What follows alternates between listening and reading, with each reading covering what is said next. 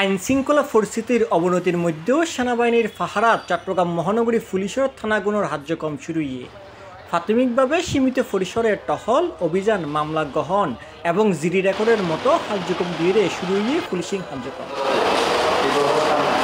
আগস্টের 10 তারিখ শনিবার তুনি সিএমপির ফোনগান থানার কার্যক্রম সীমিত পরিসরে শুরু পুলিশের সেবা কার্যক্রম শুরু হলে নানান সমস্যা লইয়ে তানামুখীয়র সাধারণ মানুষের কল তারা জানায় স্বস্তির হতা। আমার দোকান চুরিছে পিপলসের সামনে থেকে এসএসের দোকান মানে ফুটপাতে করি ওই দোকানটা পরশুদিন শিকল ভেঙে 2-3 জন লোক নিয়ে গেছে আমাদেরকে বলতেছে একটু কথা বলার জন্য বা একটু সময় নিতে বলতেছে। থানা চালু হয়েছে আমাদের থেকে ভালো লাগতেছে মানে সেবা পাই নাই বিভিন্ন ধরনের হয়রানি বা দোকান লুটপাট বা বিভিন্ন ধরনের কি চুরি চাপটারি আজকে থানা থেকে সেবা পাইতেছে। ডকুমেন্টস 2-3 দিন হয়ে এই ডকুমেন্ট জাস্ট জিডি করলাম জিডি করে তার মাথায় ডকুমেন্টস তুলন করি তারা হয়ে ডকুমেন্টস এখানে প্লেশন করে ফেললে বলি তো ইয়ে নাই সার্ভার প্রবলেম